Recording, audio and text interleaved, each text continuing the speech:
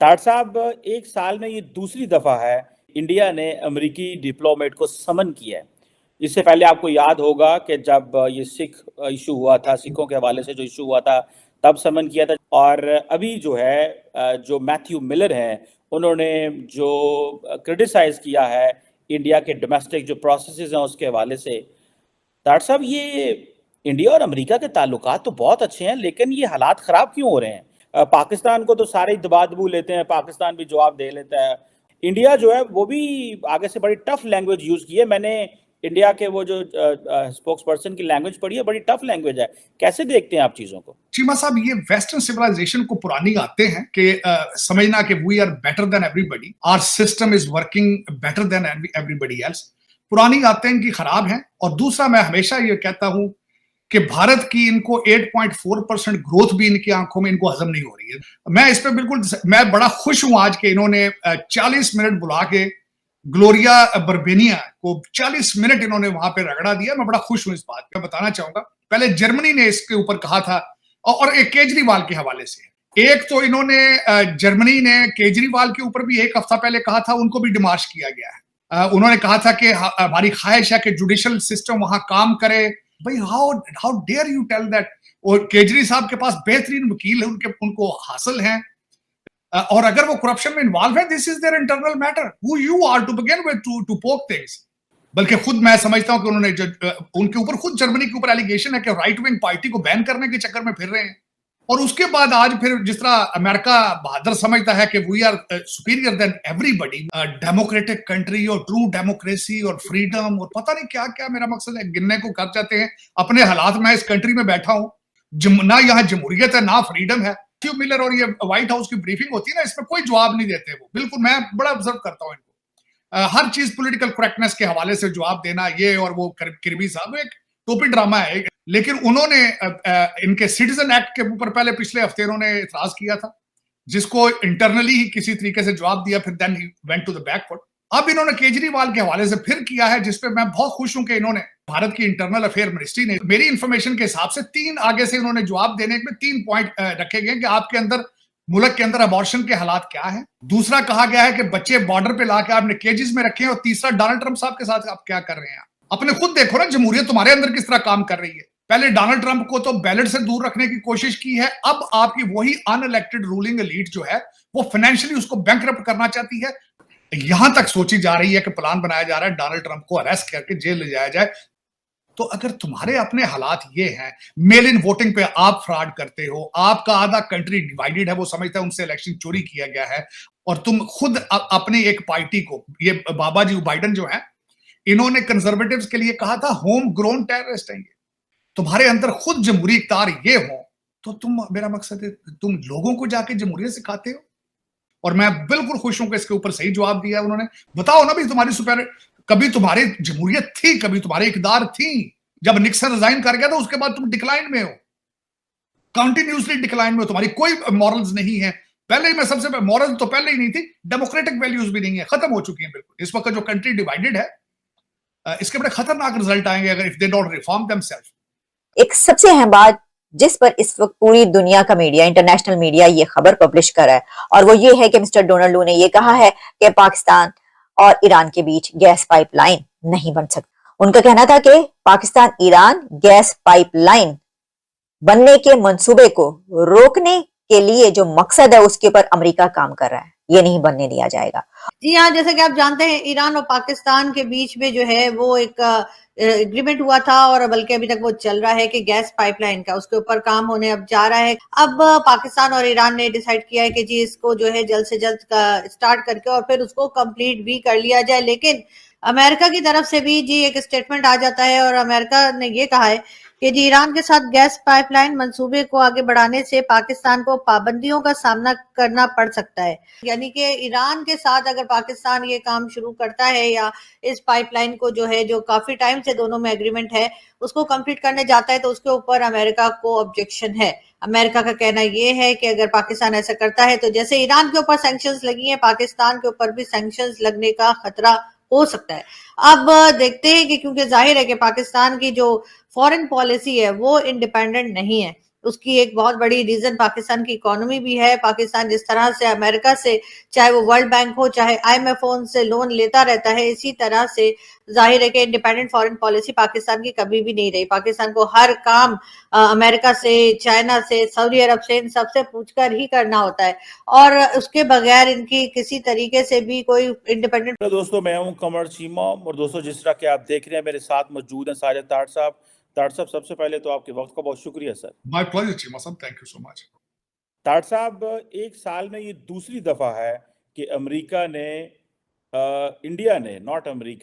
India ने अमेरिकी diplomat को समन किया है। इससे पहले आपको याद होगा कि जब ये सिख इशू हुआ था, सिखों के हवाले से जो इशू हुआ था, तब समन किया था जब सैन फ्रांसिस्को में जब हमले हुए थे। और अभी जो है जो मैथ्यू मिलर हैं, उन्होंने जो क्रिटिसाइज किया है इंडिया के डोमेस्टिक जो प्रोसेसेस हैं उसके हवाले से। डॉक्टर साहब, ये इंडिया और अमेरिका के ताल्लुकात तो बहुत अच्छे हैं, लेकिन ये हालात ख़राब क्यों हो रहे हैं? क्यों बाइडेन एडमिनिस्ट्रेशन इस मौके पे आ गई है? पाकिस्तान को तो सारे ही दबा दबू लेते हैं, पाकिस्तान भी जवाब दे लेता है और साढ़े पंजाबी कहते हैं 19 भी कर लेता है। इंडिया जो है वो भी आगे से बड़ी टफ लैंग्वेज यूज़ की है। मैंने इंडिया के वो जो स्पोक्स पर्सन की लैंग्वेज पढ़ी है, बड़ी टफ लैंग्वेज है।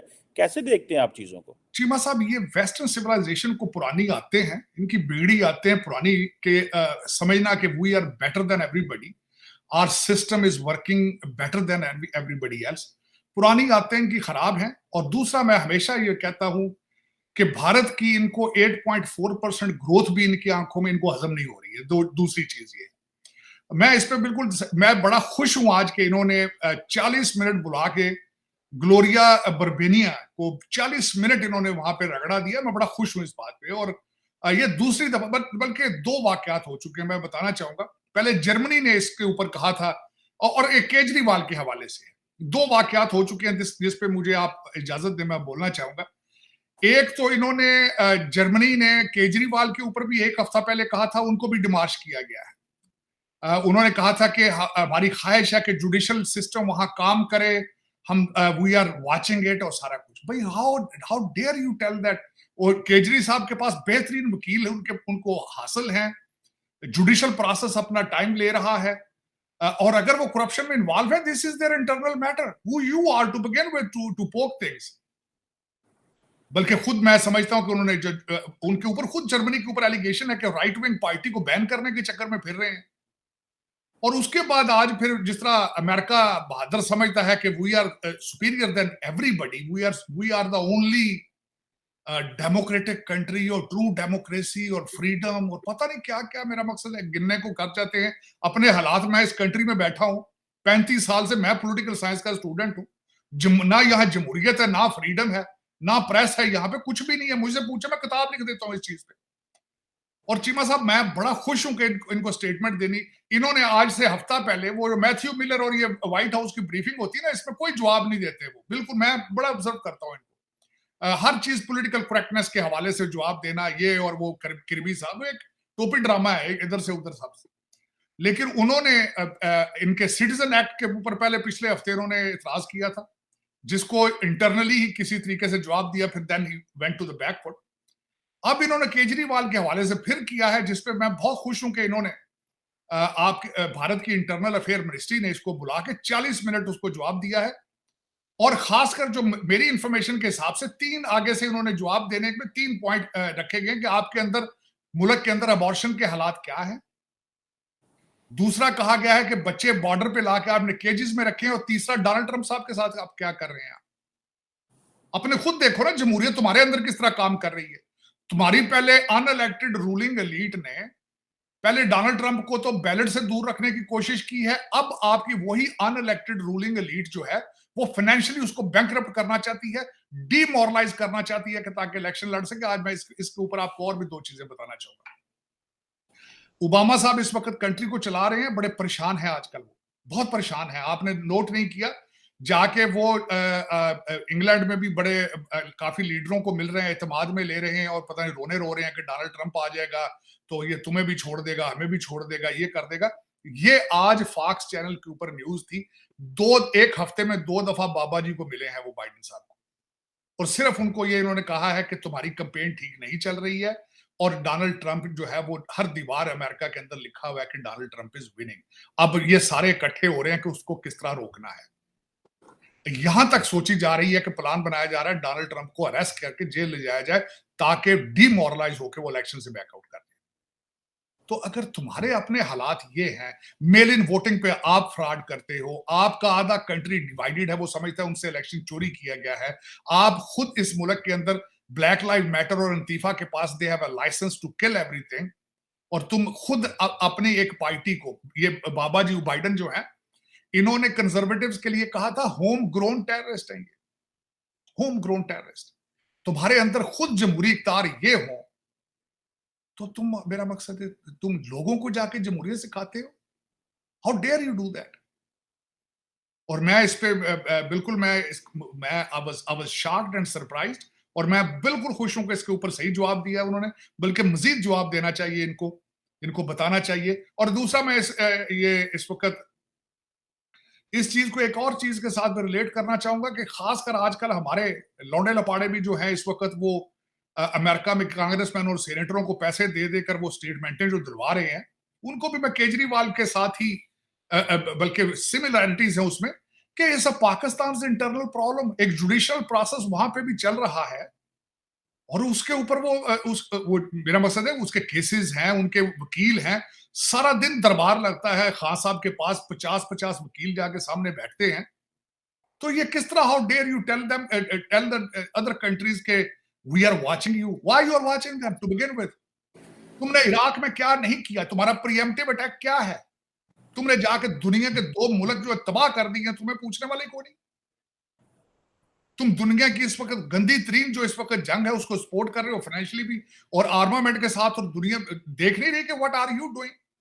आप दुनिया पे कितना ब्राइब आप करते हो, टर्की को, इजिप्ट को, पाकिस्तान को, और वहां पे एंटी, हमारे मुर्शद पाक ने 55 जलसे सिर्फ एंटी अमेरिकन सेंटीमेंट पे किए सारे, जिसके जो आपके सारा पाकिस्तान तो आपके पैसों से चल रहा है जब से रशिया अफगानिस्तान में आया। लेकिन आपको पता नहीं है कि दुनिया आपके खिलाफ कितनी क्यों खिलाफ है, इसी वजह से खिलाफ। आप उनको एक तो इंफीरियर समझते हो, अपने आप को सुपीरियर समझते हो फॉर नो रीजन। बताओ ना भी तुम्हारी सुपीरियर, कभी तुम्हारी जमहूरियत थी, कभी तुम्हारी इकदार थी। जब निक्सन रिजाइन कर गया तो उसके बाद तुम डिक्लाइन में हो, कंटिन्यूसली डिक्लाइन में हो, तुम्हारी कोई मॉरल्स नहीं है। पहले ही मैं सबसे मॉरल्स तो पहले ही नहीं थी, डेमोक्रेटिक वैल्यूज भी नहीं है, खत्म हो चुकी हैं बिल्कुल। इस वक्त जो कंट्री डिवाइडेड है, इसके बड़े खतरनाक रिजल्ट आएंगे अगर if they don't reform themselves. Cheema साहब, इस वक्त अगर देखा जाए तो एलाइज जिस तरीके से देखे ना, इससे बड़ा बदतरीन पॉलिटिकल क्राइसिस क्या होगा कि गाजा की जंग को, इजराइल को फाइनेंशियली, आर्मामेंट, सारा सपोर्ट ये कर रहे हैं, वो इनकी बात भी नहीं सुनता। इससे बदतरीन इनके हालात क्या होंगे? इससे बदतरीन हालात क्या होंगे कि सऊदी अरेबिया और ईरान ने जाके बीजिंग में सुलह की है। इससे बदतरीन हालात क्या होंगे? दूसरा, आज किसी ने ट्वीट किया था कि यहाँ पर रोजाना डेली बेसिस पे जो लोग, वो एक बंदे ने, एक हिस्पैनिक लड़के ने एक लड़की को मर्डर किया है, यहाँ पे वो किसी को मर्डर किया। दूसरा मर्डर डोनाल्ड ट्रंप के पीरियड में उसको डिपोर्ट किया गया था यहाँ से, वो दोबारा एंटर आके होके फिर उसने एक मर्डर किया है। तो आज किसी ने ट्वीट किया कि $10 बिलियन की वाल नहीं बना सके, लेकिन 150 बिलियन, जो 106 बिलियन मांग रहे हैं गाजा यूक्रेन की वार के लिए, क्योंकि वहां से किक बैक लेते हैं। रेथियन के वो बाबा जी बैठे हैं इस वक्त, जो ओबामा लेकर आया है ना अपना ऑस्टिन लॉयड को, रेथियन से आए हैं, commissioner kick back. Tony Blinken is on a board of the Boeing है ये। लेकिन देखे, इन्होंने अपने ही अमेरिका के खिलाफ ये सारा कुछ चल रहे हैं, अपने लोगों के खून चूस रहे हैं ये। यहाँ इतलान ये भी बताना चाहूंगा, इन्वायरमेंट सारा दिन करते हैं, इलेक्ट्रिक गाड़ियों की बात करते हैं। जो अबू धाबी के अंदर इन्वायरमेंट कॉन्फ्रेंस हुई थी, सिर्फ $12 मिलियन दिया अमेरिका ने, क्योंकि वहां से किक बैक्स नहीं मिलती। दूसरा, इनकी गेम खत्म हो चुकी वैसे ही चीमा साहब। इनके देखे माल बंद हो रहे हैं, पुलिस मिल नहीं रही है।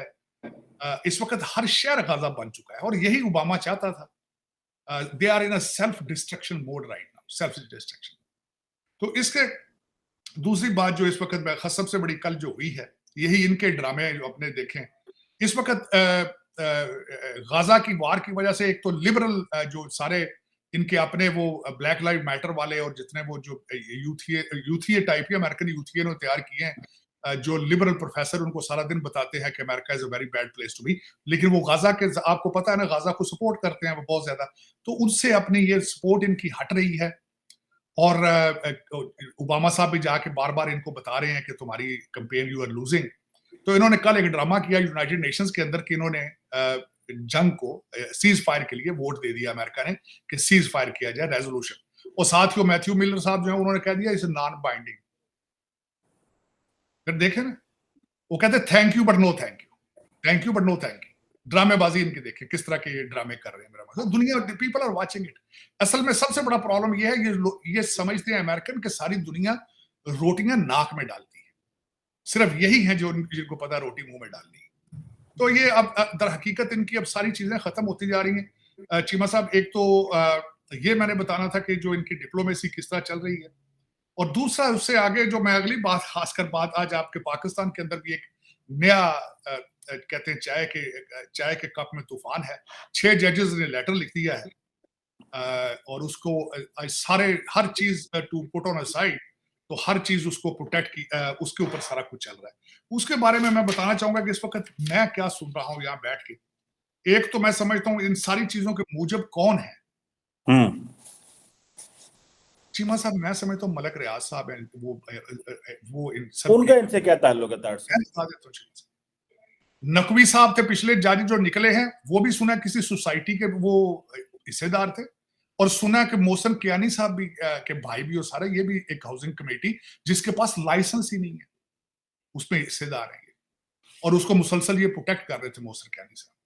और दूसरी चीज ये है कि मोहसिन कियानी साहब एजाजुल हसन थे इस्लामाबाद हाई कोर्ट के।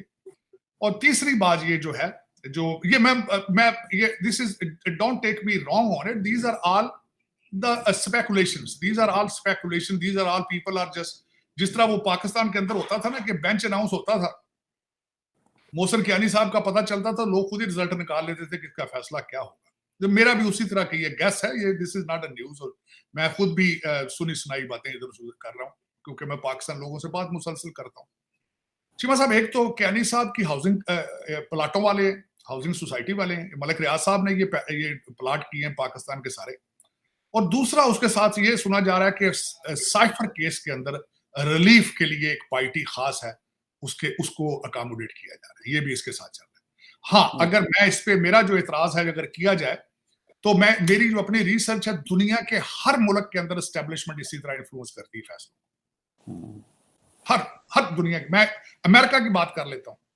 जिस जज ने डोनाल्ड ट्रंप को कहा था कि आज जो न्यूयॉर्क के अंदर जो अटॉर्नी जनरल इस वक्त कर रही है, डोनाल्ड ट्रंप ने घेरे पाए जिसने, चीमा साहब उसके कैंपेन का हिस्सा था। उसने कहा मुझे वोट दो, मैं डोनाल्ड ट्रंप को अदालतों में घसीटूंगी। ये उसकी कैंपेन का हिस्सा था। वो लिबरल जज है, वो किस तरह उससे पता चल जाता है, क्योंकि he is appointed by the liberal, he was appointed by the Democrats. तो यहाँ पे भी एस्टेब्लिशमेंट, यहाँ भी ओबामा अपॉइंटेड लोग जो है वो अकोमोडेट कर रहे हैं। दुनिया का हर मुल्क है, वहां पे एस्टेब्लिशमेंट इसी तरह असरअंदाज होती है वहां फैसलों पे, कोई नई बात नहीं। चले ठीक है, सिर्फ 5 मिनट के लिए यही सोच लिया जाए कि आपके सिस्टम को नंगा कर दिया 6 जजों ने, ठीक है, लेकिन फिर टाइम शुरू आज से नहीं होना चाहिए। टाइम फिर सिद्दीकी साहब के टाइम से होना चाहिए। अगर घड़ी शुरू करनी है तो जब उसको पनामा जो लीक्स थे, पनामा के कागजों पे जब नवाज शरीफ को उतारा था, वहां से टाइम शुरू करें फिर इसका। जब ये लौंडे लपाड़े कहते थे नहीं जी ये तो फिर हिस्सा है, ये तो हिस्सा है, उस जनरल फैज जो जाके सिद्दीकी साहब से मिला था, उनके ऊपर भी फिर उनको भी कटारे में लाना चाहिए। ये अपनी मर्जी की टाइमिंग पे करना, I don't agree with it. और इस वक्त अगर देखा जाए, जो मेरे चीमा साहब दुख वाली बात है, मेरी नजर से वो पिटीशन जो दायर की गई है वो बड़ी खतरनाक है। उसके बड़े किसी ने टेक्निकल तरीके से उसको ड्रा किया है कि किस तरीके से एक जज के बेडरूम के अंदर कैमरे लगे हैं, किस तरीके से एक जज के लड़के का वलीमा चेंज किया गया है, किस तरह एक जज जो था उसके किसी रिश्तेदार को उठा के जाके शार्ट नंगा करके उसको शार्ट्स लगाते रहे बिजली के, और ये सारा कुछ इसके अंदर है, मेरी नजर से गुजरा है। दुख है, शर्मिंदगी है, क्योंकि इस वक्त आपका प्रॉब्लम प्रॉब्लम है आपका, क्योंकि लॉ एंड ऑर्डर नहीं है, अदालतें बिल्कुल काम नहीं कर रही हैं, चाहे वो इस्लामाबाद कोर्ट हो, चाहे पेशावर कोर्ट हो, चाहे पट्टी कोर्ट हो, चाहे कुछ कोर्ट हो, अदालतें आपकी बिल्कुल इस वक्त जो है वो क्रूज कंट्रोल पर है। उसके लिए मैंने अर्ज किया था कि रिफॉर्म करना चाहिए काजी फैज ईसा साहब को इनकी अपॉइंटमेंटों पे, जब अपॉइंटमेंटिंग इस तरह करेंगे सिफारिशी बेसिस पे, तो फिर वो जज यही कुछ करेंगे जो आज वो कर रहे हैं। तो फिर उसके बाद चीमा साहब, जो मैं समझता हूं कि इसके ऊपर जो तीसरे जिनके रिश्तेदार पकड़े थे एक जज के, और फिर उसके बाद आज कई लोगों ने इसके ऊपर ट्वीट भी किया। ट्वीट आज साद रफीक साहब ने किया है। उन्होंने कहा कि मेरे साथ जो करते रहे जज, मेरा मजाक उड़ाते रहे अदालत के अंदर खड़े होकर। मैं और मेरा भाई जब कोर्ट में जाते थे तो पीटीआई सिंपथाइजर जज मेरा मजाक ठाठे कह के लगाते थे जब मैं कोर्ट में जाता। ये आपकी अदालतों की अदालत। और जो असल मसला आपका ये है चीमा साहब, असल मसला आपका दहशतगर्दी और करप्शन है। उसके उस साइड पे नहीं आप जा रहे, उस साइड पे नहीं जा रहे। शायद ये मैं समझता हूं बहुत बड़ी साजिश है। वो उस साजिश ये है कि मेरी मैडम पीरनी ने भी कल जाके जेल दे विच अखीर कर दी। जेल इन कौन कहता है चीमा साहब? आप कहेंगे इसको डेला जेल? जेल के अंदर प्रेस कॉन्फ्रेंस होती है डेली बेस पे। जेल के अंदर मुझे ये पता दरबार लगता है डेली बेस पे। जेल में बकरे की रानें रोज देसी घी में दी जाती हैं। जेलों के अंदर जिम होता है अंदर कैदियों के पास। ये कौन सी जेल? आपकी स्टेट अब इतनी कमजोर नजर आ रही है चीमा साहब। आपकी स्टेट हेल्पलेस नजर आ रहा है, ऑर्फन स्टेट जिसका साईं वारिस ही कोई नहीं। मैं आज, मेरा क्वेश्चन है आज आपके आर्मी चीफ से और काजी फैजी सर, मेरा क्वेश्चन है, can you call this a state? जब आपकी रिट ही कोई नहीं, कंट्रोल ही कोई नहीं, ना जेलों पे कंट्रोल है, ना अदालतों पे कंट्रोल है, ना लोगों पे कंट्रोल है, ना करप्शन पे कंट्रोल है, ना इकोनॉमी पे कंट्रोल है, तो ये है क्या? ये क्या है? ये टोपी ड्रामा कितना चलाएंगे आप आगे मजीद? दुनिया देख रही है, पीपल आर वाचिंग इट। आपका हर सिस्टम, एचईसन कॉलेज ने अगले दिन आपके सीएसएस क्लब जो है उसको नंगा किया है। आज इन्होंने अदालतें नंगी कर दी और साथ आईएसआई भी फारग कर देती। ये तीन मेजर चीजें उड़ गई कल। ब्रिटिश एजेंट नंगे, अदालतें नंगी। ये देखें पीछे बचा क्या है? वो बची चीज आपकी आईएसआई भी नंगी कर दी इन्होंने, जजों ने पकड़। क्या बचा? और ऊपर से दो चीजें। आज डीडब्ल्यू वाले, दुनिया तो तज्जिए कर रही है ना आपके चाइना के जो अटैक हुए 10। तो आज मैं हैरान हो गया हूं कि डच पर्सन न्यू इट। उसने कहा दो किस्म की टेररिज्म है पाकिस्तान के लिए। एक तो सेपरेटिस्ट है, बलोची है, एक टीटीपी वाले हैं वो जो कहते हैं हमने इस्लामाबाद को कांकर करके अब शरिया एनफोर्स कर दी। गोरों को भी पता है कि आपके हालात क्या है इंटरनल के, और कितनी दहशतगर्दी का आप शिकार हैं इस वक्त। लेकिन चीमा साहब काश कि ये सोचें कि आए मिलके पाकिस्तान बचाएं। किसी के मुंह से आज तक मैंने ये नहीं सुना कि पाकिस्तान की बेहतरी के लिए कुछ करें, इकोनॉमी के लिए कुछ करें, आए दहशतगर्दी के लिए करें, मिसाके दहशतगर्दी करें, मिसाके इकोनॉमी करें। लेकिन उधर कोई नहीं। फजलुर रहमान साहब ने भी जो है वो जंग का ऐलान कर दिया है। और वो सबसे ज्यादा खतरनाक आपको पता है वो है कि उनके पास जो मजाइल हैं मदरसों वाले, वो तो आप उनसे तो डरते हैं, सारी दुनिया डरती है। वो तो उससे तो आपकी एस्टेब्लिशमेंट और हर चीज डरती है, क्योंकि he is the most dangerous. He has ability and capacity to motivate and तो लोगों को लेके सड़कों पे आने। इसी वजह तो मुर्शद ने कहा था उनसे बात की जाए, उनको ठेका दिया जाए कि वो बच्चों को सड़कों पे लेके आए। तो अब उन्होंने भी आज बयान दे दिया है कि हम इलेक्शन का भी बाइकाट करेंगे और ईंट से ईंट बजा देंगे। पता नहीं स्टेट क्या कर रही है आज, स्टेट कहाँ है आज, स्टेट को चलाने वाले आज कहाँ है। इस एम्बैरेसिंग सिचुएशन। मैंने बताया कि तीन चार जो डिपार्टमेंट है विद इन अ वीक जो है वो बिल्कुल दे आर क्लोज। ताड़ साहब बिल्कुल सही कह रहे हैं, 3-4 डिपार्टमेंट कमजोर हो गई। ये जरा चाइना वाले इशू पे भी थोड़ी बात कर दें कि वो तो चीनी नाराज हो गए हैं हमसे। अब पाकिस्तान कहता है कि चाइना अफगानिस्तान के साथ डायरेक्ट लाइन खोल के बैठा हुआ है। अब चाइना अफगानिस्तान को क्यों नहीं कहता कि तुम्हारे पास दहशतगर्द जो ग्रुप बैठे हैं वो आप पे भी हमले कर रहे हैं, हम पे भी हमले कर रहे हैं। चाइना क्या करता है, वो खामोश रहता है, वो किसी मुल्क को नाराज नहीं करता। अब पाकिस्तान कहता है कि जब आपने किसी से इल्जाम ही नहीं लगाना, ठीक है, तो हम क्या करें फिर। वो पाकिस्तान कहता है चाइना को, ये जो अंदर खाते ताड़ साहब बातें हो रही हैं उसमें ये बात हो रही है कि चीन को कहा जाए कि आप अफगान तालिबान से कहें कि दो तरह के ग्रुप है ना, जैसे आप अभी कह रहे थे। एक है जिन्हें हम कहते हैं इस्लामिस्ट हैं, मिलिटेंट इस्लामिस्ट हैं, जिन्हें फेथ बेस्ड मिलिटेंट कह रहे हैं। दूसरे हैं जो एथनो सेपरेटिस्ट इंसर्जेंसी जो चला के बैठे हुए हैं। ताड़ साहब दोनों के जो बहुत सारे जो मेन स्ट्रीम लोग हैं वो अफगानिस्तान में बैठे हैं। चीन ने उसके ऊपर खामोशी रखी हुई है। तो जब तक चीन नहीं बोलेगा, पाकिस्तान तो जो लड़ रहा है कर रहा है, सारे बंदे भी मरवा रहे हैं, सारा कुछ कर रहे हैं, तो चीन को बोलना चाहिए। चीन अपनी इधर से यारी लगा के बैठा है। जरा इस पे कमेंट करें, नई हुकूमत के लिए कितना बड़ा चैलेंज है। हम तो समझते थे नई हुकूमत आएगी, मामला ठीक होंगे, ओ पै गए उन्होंने सारे। चीमा साहब, आपके लिए दुनिया क्यों करेगी? आप इधर अमेरिकनों को भी कहा, आपने यूनाइटेड नेशन को, ये तालिबान के साथ आप इनको कहें हमारी जान छोड़ दें, आप गरीब लोग हैं। अब आप चाइना को भी कहते हैं कि इनके जाकर तालिबान से बात ना करें, उनको कोई यार तो गरीब लोग छाड़ दो ना मारो। क्यों करें दुनिया भाई आपके लिए? स्टेटें चीमा साहब इंटरेस्ट बेस्ड, अपने इंटरेस्ट बेस्ड डिसीजन लेती हैं। उनके माइनिंग कॉन्ट्रैक्ट है उनके साथ सीधे, क्योंकि they are not in your control any more. आप इधर अमेरिकनों को भी कहते हैं, यूनाइटेड नेशंस को भी कहते हैं। मुनीर अकरम साहब स्पीच कर गए कि जी आप अल्लाह के नाम पे जान छुड़ा दें गरीब आदमी। आप कह रहे हैं कि चाइना को भी कहें जी उनसे बात ना करें, उनसे कहें जी आप हमारी जान। और यार बनाए तो आपने थे ये टीटीपी वाले सारे, अगे हो ना। हुण चूरियां खाने वाले यार हो तुसी, दुबई लंदन ते भज भज पैंदे हो, इधर नहीं जाते तुसी, अगे हो ना हुण सरकार। चीमा साहब, जो बिल्डिंग बनाता है मिस्त्री, उसको पता होता है कि मैंने इसको डिसअसेंबल किस तरह करना। बनाई टीटीपी आपने, तो आगे इसको डिसअसेंबल करें। चूरियां खांदे होगा हो गए हुण अगा वो नेड़े हो उन्होंने F-16 के भी वास्ते रखे जे चीमा साहब, मुझे समझ नहीं आती। अगले दिन आप तजर्बे करते हो मिसाइल तो फलाने पर, यार for the showcase what are you talking about? India तो नहीं अटैक करेगा, उसकी वजह ये उनकी तो इकॉनमी ठीक है अपनी, उनकी तो इकॉनमी तरक्की। जब भी किसी के पास पैसा होता है वो खराबी नहीं चाहता। चीमा साहब, जिनके पास पैसा होता है वो लड़ाइयां झगड़े नहीं चाहते। इंडिया का बॉर्डर तो वैसे ही सेफ है, वो उधर से तो ना कोई, इनसे तो जान छुड़ाओ यार। वो पटाखे जो क्या कर रहे हो उनके साथ? चीमा साहब, दुनिया आपकी जंगे लड़े, क्यों लड़े भाई? चाइना क्यों उनको कहे जाके? उनके अपने इंटरेस्ट है, फाइनेंशियल इंटरेस्ट है, उनके कॉन्ट्रैक्ट है उनके साथ। तीसरी एक आखिरी बात, चीमा साहब, आपको पता कि चाइना को खुद प्रॉब्लम है, उनको खुद खतरा है उनको मुसलमानों से। उनकी जो सेठ साथ, उनके जो वीगर है सारे, वो भाजपा जो थे, उनको खुद डर है अफगानिस्तान के। वो खुद चुप करके उनके साथ रिलेशनशिप रखना चाहते हैं ताकि वो उधर ना इन्वॉल्व हो जाए जाके। लेकिन दुनिया क्यों करे आपके प्रॉब्लम?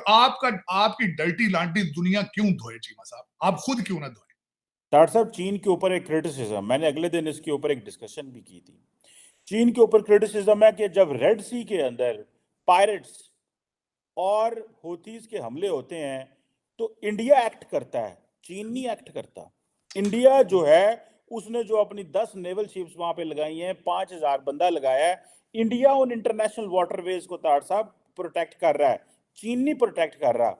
सो चाइना की रिस्पॉन्सिबिलिटी है कि वो बड़े फ्रेमवर्क में अगर वो ग्लोबल सिस्टम से अपना बड़ा पाए लेना चाहता है तो ताड़ साहब आपका जिम्मेदारी भी तो उतनी बढ़ती है। एक पॉइंट सुन लीजिएगा।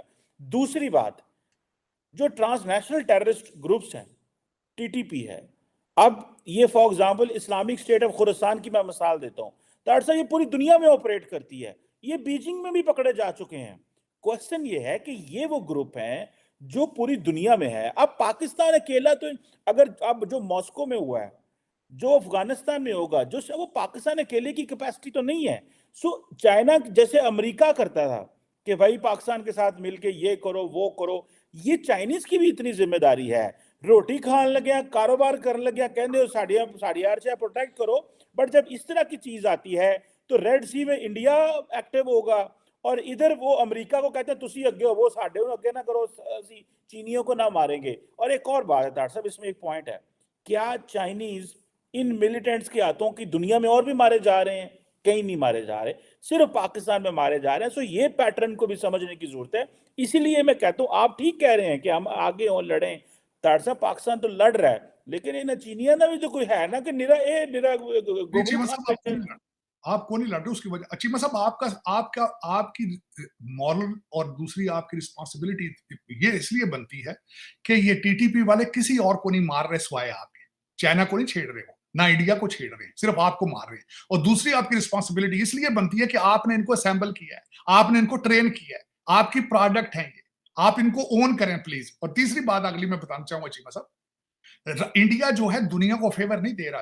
इंडिया अपना तेल बचाता है, वहां पे तेल आ रहा है रेड सी से तो उसको बचा रहे हैं, अपने इन्फ्लेशन को कंट्रोल करके अगले बैठे हैं। तीसरी बात है चावल उनका दुनिया में जा रहा है सारा, तो उसके ट्रेड को खुद प्रोटेक्ट करते हैं। उनका दुनिया के ऊपर एहसान नहीं है। हाँ, चाइना फिलिपाइन के जाके सारा कब्जा करके चक्कर में नहीं है, फिलिपाइन के सारे जो उसका सी का सारा कब्जा करने के चक्कर में वो साउथ चाइना सी का सारा इशू ही वो है, सारे उस जहां उनका इंटरेस्ट होता है वो जाते हैं वहां पे। जहां आज चाइना के ट्रेड को या तेल को रोकेंगे तो चले जाएंगे वहां पे, क्यों नहीं जाएंगे। लेकिन इंडिया जो है वो सबसे बड़ी बात है अपने इन्फ्लेशन, अपने रेट और अपनी चीजों को प्रोटेक्ट करने के लिए वहां मौजूद है। हाँ, साथ उसके वो अपने मसल भी फ्लेक्स करते हैं, जो कि इस वक्त दुनिया परेशान है इस वक्त। गोरा यहाँ परेशान है भारत की तरक्की देखकर, ये मैं बता रहा हूं आपको बात। ये जो स्टेट डिपार्टमेंट की ये सारी जो ये बुढ़ासे निकाल रहे हैं इंडिया के खिलाफ, इसके पीछे 8.4% तरक्की है उनकी। और तीसरी बात ये है चीमा साहब, इस मुल्क के अंदर भी इस अमेरिका को अब भारतीय चला रहे हैं। अमेरिकन अब जो है अमेरिका को चलाने की सलाहियत नहीं रखते। वो सारे बच्चे नशे पर हैं उनके इस वक्त। और दिस वाज द ओबामा's ड्रीम कि बच्चे सारे नशे करें। और जो एकेडमिया है वो मुसलसल उनको बता रहा है कि America is a bad place to be. तुम्हारा नेशनल एंथम भी रेसिस्ट है, वर्ल्ड व्हाइट हाउस भी रेसिस्ट है, उसके बाद ये सारे स्टैचू भी गिराओ, कॉन्स्टिट्यूशन अपना खत्म करो और अमेरिका का नाम भी तब्दील करो और नशा करो, दबा के दम मारो दम। ये सारा वारदात ये हो रही है। बच्चे तो सारे इंडियन चला रहे हैं यहाँ पे आके, या वॉशिंगटन डीसी देख लें, सारे का सारा भारतीय चला रहे हैं इस वक्त। पैसा भी उनके पास है, अकल भी उनके पास है, इनके पास क्या है। पहले भी तो पायरेसी करते थे, आप हिस्ट्री पढ़ के देख लें अमेरिकन की, कोई इंटेलेक्चुअल इतने कौन से ये थे। मैं तो सारी पढ़ बैठा हूँ न्यू इंग्लैंड की हिस्ट्री, जहां इन्होंने इस आके यहाँ इंटेलेक्ट और पैसा जो लेकर आए थे, सारा तो न्यू इंग्लैंड आया था। मेरे से 100 मील फासले पे मैं देख चुका हूँ बॉस्टन, और सारा देख चुका हूं मैं रोड आइलैंड, और सारा जो उस एरिया कनेक्टिकट जहां यूनिवर्सिटियां बनी, जहां शुरू के 20 प्रेसिडेंट ही वहां से थे। लेकिन अब गेम इज ओवर, इनका टाइम पूरा हो चुका है चीमा साहब। और दूसरा मैं जो बता रहा था ना बात आपको, आपकी रिस्पॉन्सिबिलिटी है कि यू क्रिएटेड दैट प्रोडक्ट। आपका बच्चा है वो, आप उसके माँ बाप हैं, तालिबान दोनों के, अच्छे तालिबान, बुरे तालिबान, और टीटीपी आप इनके पेरेंट्स हैं। इनको ओन करें प्लीज। दुनिया बल्कि सारी दुनिया को चाहिए आप पे प्रेशर डाल के इनके दिस इज योर रिस्पॉन्सिबिलिटी। अब आप दुनिया को कहते हैं, कभी आप चाइना को कहते हैं, कभी अमेरिका को कहते हैं, जब बच्चा आपका टीटीपी। और तीसरी बात यह है कि इतना असला आप कहते हैं जी हमें ये है, 7वीं फौज अगे नेड़े हो वो अगे नेड़े हो वो ना सरकार। चूरियां खाने वाले तुम फौजी बने पे हो सरकार, चूरी खाते हो, लंदन पाਉਂਦੇ ਹੋ ਭੱਜ ਪ੍ਰਾਪਰਟੀਆਂ ਨੂੰ, ਉੱਥੇ ਦੁਬਈ ਦੀਆਂ ਪ੍ਰਾਪਰਟੀਆਂ ਨੂੰ ਪੈਂਦੇ ਹੋ। ਇੱਧਰ ਵੀ ਹੋਵੋ ਤੁਸੀਂ। you made it, you created the mess for the whole world, you created the mess for the entire region। matter of fact तार साहब हमने अकेले बनाया था कि अमेरिका बहादुर भी हमारे साथ था। ਤੁਸੀਂ ਪੈਸੇ ਲਏ ਸਨ ਚੀਮਾ ਸਾਹਿਬ, ਤੁਸੀਂ ਡਾਲਰ ਲਏ ਨੇ? नहीं तो ऐसा कले ले नहीं चीमा साहब, मैं समझना कले ले तुसा अफगानी जंग सिर्फ तुसा पैसे बनाए ना, सऊदियों को भी ले जे पैसे, इन्हों को भी ले जे। और यहाँ तो बताया ना बांग्लादेश ने लिए साथ पैसे। तो अपने खून से गलतियां सही कर रहे हैं, बेच दे रहे हो तुसी बंदे कह रहे हो जी हमने इतनी कुर्बानियां, वो तो कंटेनर डॉलर लेंदे रहे हो सरकार तुसी, ओदे ते गश पैन लगे ने जे भी तुहानू अज भी। लेकिन चीमा साहब ये पाकिस्तान बचाओ खुदा का नाम है, मेरी मिन्नत अल्लाह मान जाओ, अगे होके गल पवो इन्हां दे, हुण वारी आ गई जी। ਹੁਣ ਹੋ ਸਕਿਆ ਅੱਗੇ ਹੋ ਕੇ ਟਾਈਮ ਆਇਆ ਜੀ, ਬਚਾਓ ਇਹਨੂੰ, ਨਹੀਂ ਤਾਂ ਬਹੁਤ ਬੁਰੇ ਹਾਲਾਤ ਜੀ ਅੱਗੋਂ ਤੁਹਾਨੂੰ ਦੱਸ ਰਿਹਾ ਜੀ ਜਿਹੜੇ ਚੱਲ ਰਹੇ ਨਾ ਹਾਲਾਤ। ਵੇਖੋ ਜੱਜ ਵੀ ਆਊਟ ਆਫ ਕੰਟਰੋਲ ਨੇ, ਦਹਿਸ਼ਤਗਰਦੀ ਵੀ ਸਿਰੇ ਚੜੀ ਪਈ, ਇਨਫਲੇਸ਼ਨ ਦੇ ਵੀ ਭੈੜੇ ਹਾਲਾਤ ਨੇ, IMF ਦੇ ਵੀ ਭੈੜੇ ਹਾਲਾਤ ਨੇ। ਤੂੰ ਸੋਚੋ ਤਾਂ ਸਹੀ, ਤੂੰ ਜਾਗ ਕਿੱਥੇ ਰਹੇ ਹੋ ਯਾਰ, ਤੁਸੀਂ ਕਿਸ ਜਿਹੜੇ ਜਾਗਣਾ ਹੈ? ਪਤਾ ਨਹੀਂ ਤੁਸੀਂ ਇਸ ਕੰਮ ਦਾ ਅਖੀਰ ਵੇਖਣਾ ਚਾਹੁੰਦੇ ਹੋ। ਮੇਰੀ ਤਾਂ ਰਿਕੁਐਸਟ ਹੈ ਇਹ 250 ਮਿਲੀਅਨ ਬੰਦਿਆਂ ਨੂੰ ਖੁਦਾ ਦਾ ਨਾ ਜੇ ਅਖੀਰ ਨਾ ਵੇਖੋ, ਬਹੁਤ ਭੈੜਾ ਜੇ अखीर ਇਹਦਾ। वो वजीर आजम साहब कह रहे थे कि बेशक हम मांगने नहीं जाते लेकिन अगलों को पता चल जाता हम मांगने आए हैं। वो वजीर आजम साहब की स्टेटमेंट है, वो कहते हैं कि बेशक हमने हाथ में नहीं पकड़ा होता कशकोल, लेकिन वो जो हमारे सामने दोस्त होते हैं उनको पता है इन्होंने बगल में कशकोल लगाया हुआ है। तो तार साहब एज रेपुटेशन हो गई है वजीर आजम की। आज चीमा साहब आज दी रेपुटेशन थोड़ी ਤੁਹਾਡੀ 76 साल तो सर मैं शायद ਤੁਹਾਡੇ सेगमेंट से 10 बैठा, जो पहला ट्रिप आया था यहाँ पे, पहला first trip came to America from Pakistan 1947, उसने भी पैसे मांगे थे और इनके पास इन्होंने पैसे नहीं दिए थे, कंबल और टेंट दिए थे मुहाजिरीन के लिए। जब आपकी बुनियादों में ये सारा कुछ ये हो, और फिर आपने उसके पीछे, उन्होंने तो IIT बना लिया, इंडियन इंस्टीट्यूट ऑफ टेक्नोलॉजी बना लिया था 50s के अंदर ही, आपने तो फिर गैरिजन स्टेट बनाई है, तो अयूब खान ने फिर ऐसा बुनियादें रखी आपकी, फिर रह नाम साईं का, आज उसी का पोता जमहूरियत बचाने के लिए खड़ा है सामने। वाह भाई वाह। ताड़ साहब गजा में क्या हुआ है, आज मैं डॉक्टर जयशंकर को सुन रहा था, बड़ी इंडिया थोड़ी बोल्ड पोजीशन ले रहा है। पहले इंडिया ने कैटेगोरिकली इजराइल को सपोर्ट किया है, अब इंडिया जो है वो एक जो इजराइल की जो जुल्म है उसके ऊपर बड़ा बात कर रहा है। आज डॉक्टर जयशंकर भी कह रहे थे कि भाई जो टू स्टेट सोल्यूशन है इस फलस्तीन को वो डिनाई किया गया है, और दूसरा ये जो सिक्योरिटी काउंसिल के अंदर अमेरिका साइलेंट रहा है और रेजोल्यूशन पास हो गया है। डॉक्टर साहब, ये इंटरनेशनल कम्युनिटी इजराइल को रोक सकती है जो वो कर रही है, या क्या आपको लगता है कि ये कमजोर हैं, बस they are paper tiger? Paper tiger Cheema साहब, 32,000 फलस्तीनी आज की डेट तक मर चुके हैं। 32,000 मर चुके हैं, और इनकी जो रेजोल्यूशन जो पास हुआ है यूनाइटेड नेशन का, उन्होंने मजाक उड़ाया, और उन्होंने अपने हमला 1 घंटा भी नहीं रोके उसके बाद, इनकी रेजोल्यूशन के बाद। उन्हें पता है कि अमेरिका बहुत वीक है, ओबामा इस मुल्क को चला रहा है किस तरीके, और रशिया ने कैलकुलेट किया इनको प्रेसिडेंट शी ने कैलकुलेट कर लिया है, और इनको भारत ने भी कैलकुलेट कर लिया है। और मैं सबसे ज्यादा मैं इंप्रेस हूं इस वक्त भारत से, जो अपने इंडिपेंडेंट डिसीजन ले रहा है।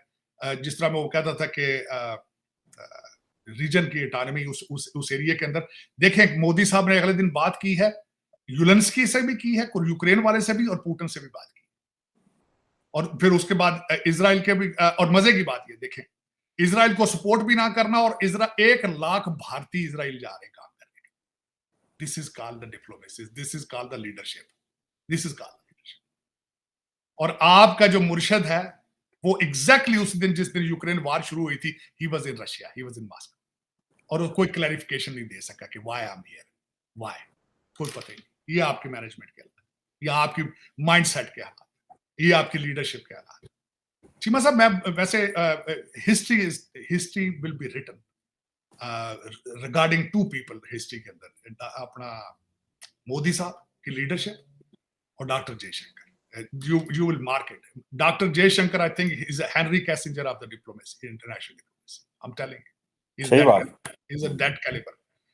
और ये कि मेरे ऊपर तो आपको पता है ना कि दोनों पार्टियां, कोई ISI का कह देता है, कोई रा का कह देता है, लेकिन मैं इनको कहूंगा कि खुदारा कितना पढ़ दे रहा करो, न्यूट्रल हो गए, रिलीजियस बेसिस पे नहीं, परफॉर्मेंस बेस्ड लोगों की परफॉर्मेंस देखने की कोशिश किया करो।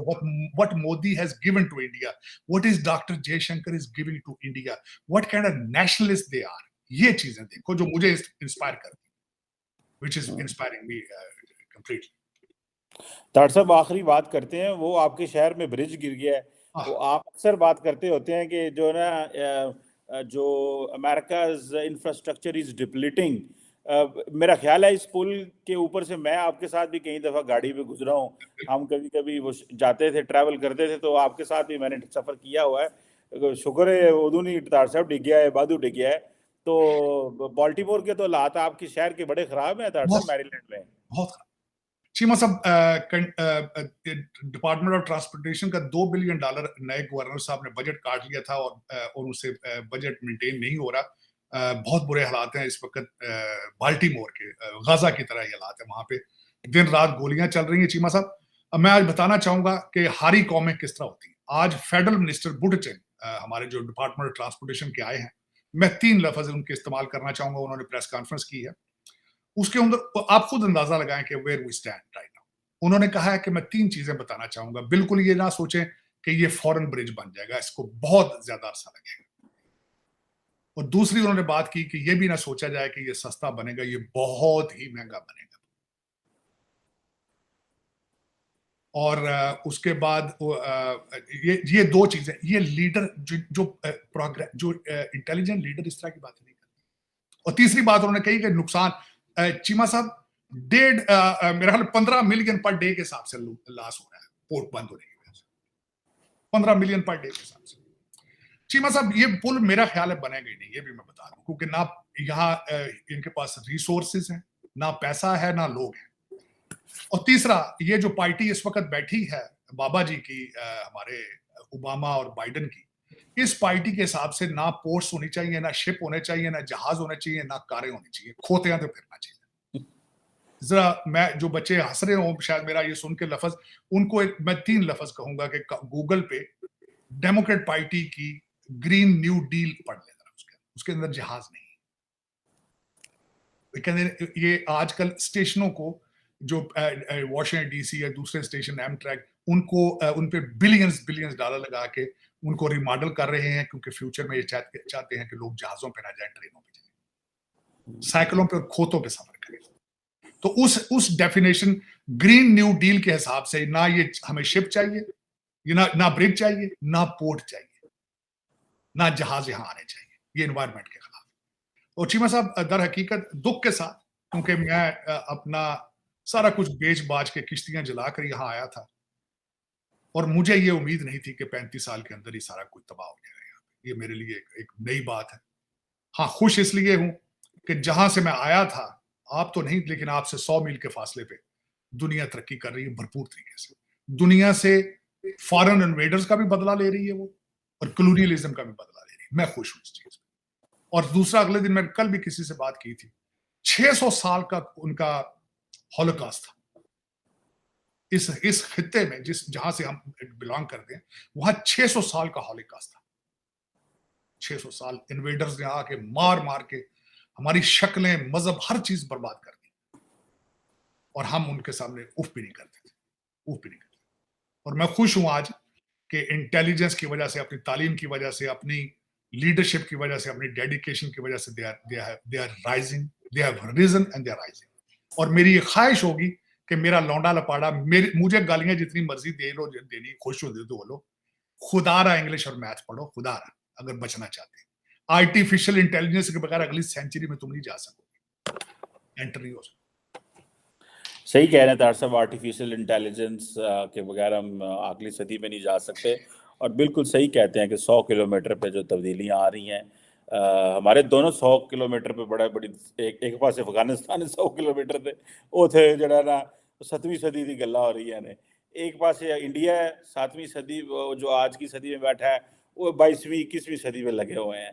चाइना और तरफ जा रहा है, आसा अरेबियन सी एल मुंह कीता है, पता नहीं चीमा साहब, तुसी भी तरक्की बहुत की थी, लेकिन लंदन च की थी, दुबई लंदन में की है, तुसी बहुत तरक्की की थी। उथे मकान फ्री तो नहीं दिते, बहुत पैसा लाया, तो बहुत कोशिश की थी। आजकल टोरंटो जा रहे हैं सारे फराडिये, तुहाडे लोट लोट के टोरंटो जा रहे हैं, बहुत मेहनत कर रहे हो तुसी, बहुत मेहनत कर रहे हो। Of course that need guts as well.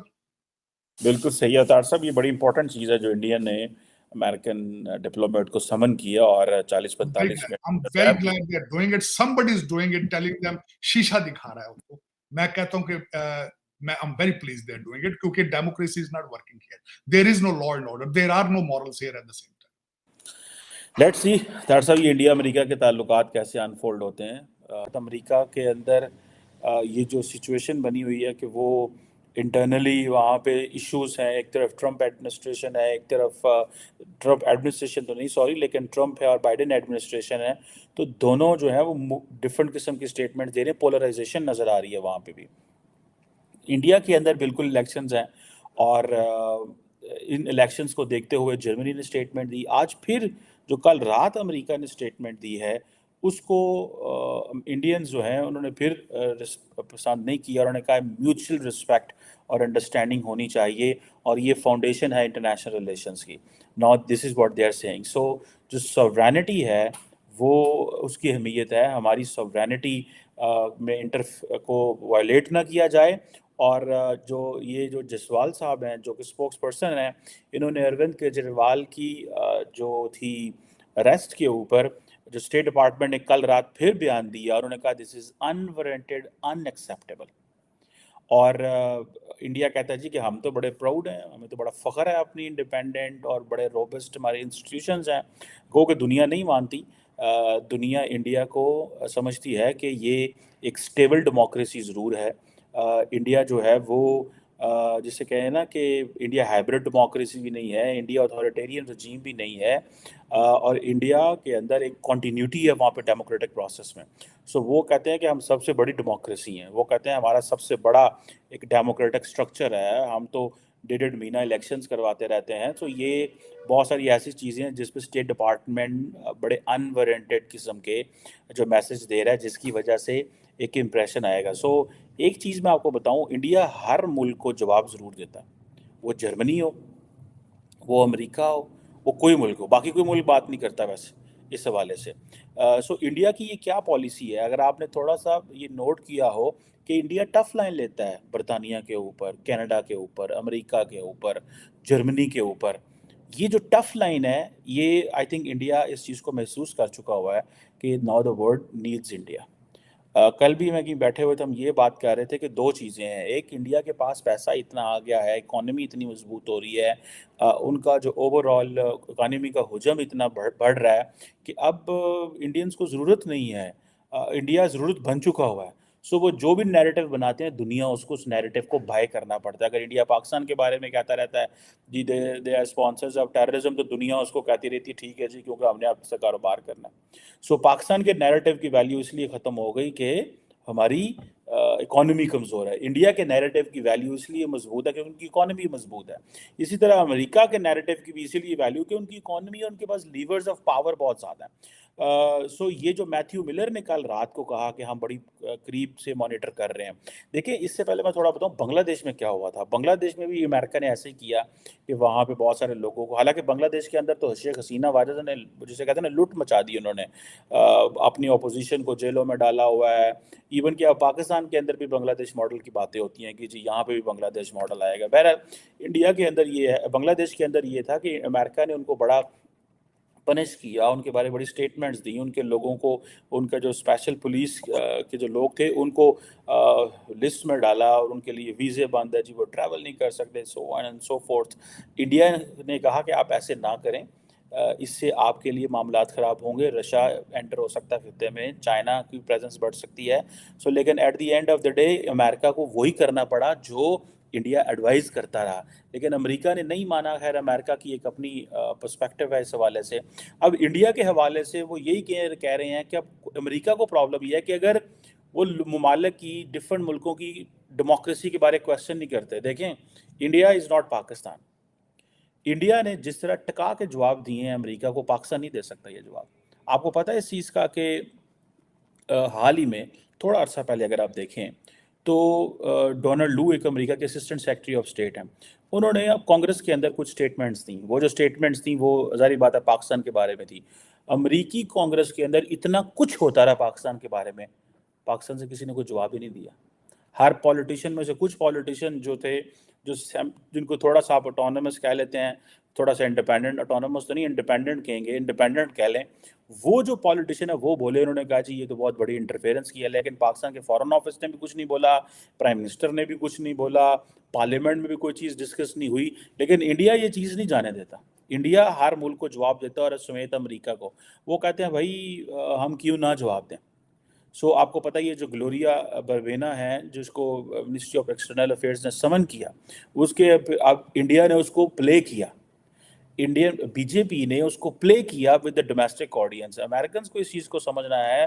जैसे आपको पता है कि आज से 4-6 महीने पहले कैनेडियंस ने जब शोर डाला G20 के बाद और कहा जी कि इंडिया जो है वो अमेरिका के, कनाडा के अंदर इंटरफेयर कर रहा है और हमारी एक डेमोक्रेसी को कमज़ोर कर रहा है और हमारे जो है वो लोगों को, कैनेडियंस को उन्होंने मारा है, तो इंडिया के अंदर इलेक्शन होने वाले थे।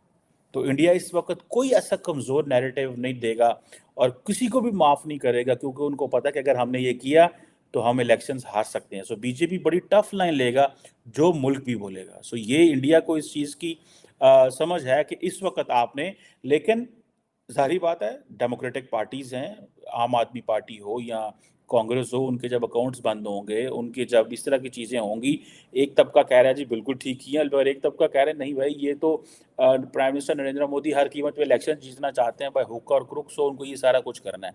सो ऑब्वियसली इसके रिपोकशंस तो हो सकते हैं जो हो सकते हैं, लेकिन वो किसी को बोलने नहीं देते, वो किसी को इंटरफेयर नहीं करने देते। वो ये नहीं कहते कि आप जो है हमारे मुल्क के बारे में जो मर्जी बोलते रहें, आप हमारे मुल्क के बारे में जो मर्जी बात करते रहें। वो इस चीज़ की, जिसे कहते हैं ना, वो अलाउ नहीं करते, और उन्होंने कभी भी किसी को अलाउ नहीं किया, जो मुझे समझ। अगर आपको याद हो कि जी कनाडा जो है, कनाडा के हवाले से अगर आप देखें, सो कनाडा के हवाले से भी उन्होंने किसी को माफ़ नहीं किया था। कनाडा के हवाले से भी वो उन्होंने यही किया कि जस्टिन ट्रूडो जो है, उन्होंने अगर कोई बात की है तो उन्होंने जनाब दबा दिए जस्टिन ट्रूडो को, उन्होंने नहीं छोड़ा था जस्टिन ट्रूडो को।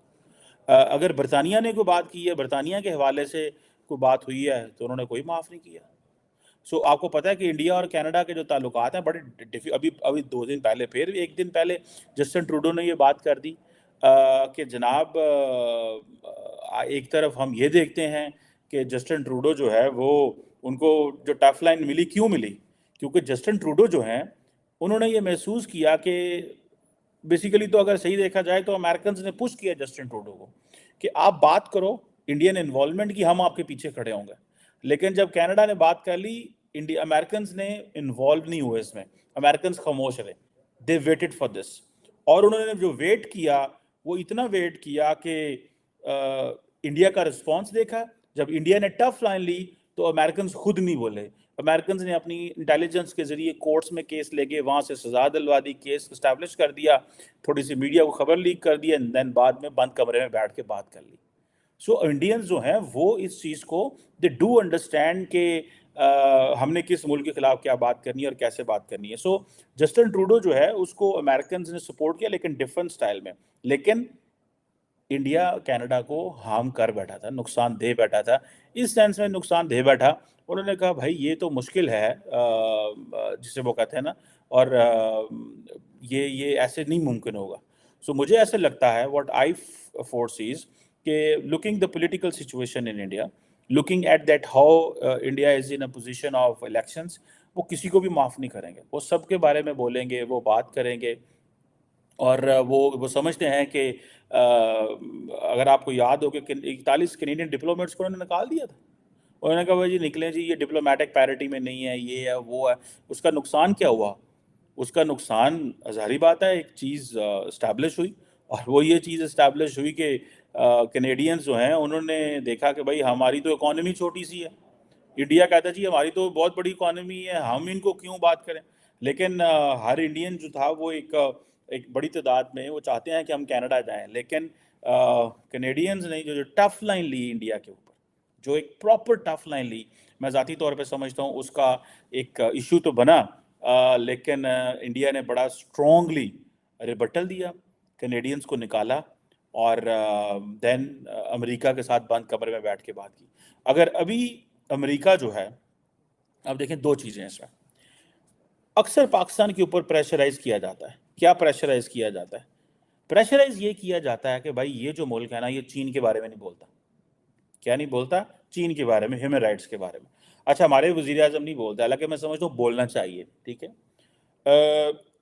लेकिन जाहिर बात है चीन के पाकिस्तान पे इतने कुछ ज़्यादा वो फ़ायदे देते हैं फाइनेंशियली, सो एंड सो, तो किसी पाकिस्तानी प्राइम मिनिस्टर की ज़रूरत नहीं होती वो बोले, बल्कि सिविल सोसाइटी से बुलवा देना चाहिए। खुद नहीं भी बोलते तो सिविल सोसाइटी को आगे कर देना चाहिए, लेकिन बोलना चाहिए, we are democracy. Indians and American जो हैं, अमेरिकन क्या कहते हैं यस हमारे उनके साथ डिफरेंसेस हैं, लेकिन हम डिफरेंसेस कमरे में करते हैं। जैसे पाकिस्तान कहता था कि हमारे डिफरेंसेस हैं, लेकिन हम डिफरेंसेस बंद कमरे में बैठ के एड्रेस करते हैं। सो ये जो चीज़ें हैं, मैं समझता हूँ दीज थिंग्स आर देयर, और ये बड़ी इंपॉर्टेंट है इस सेंस में।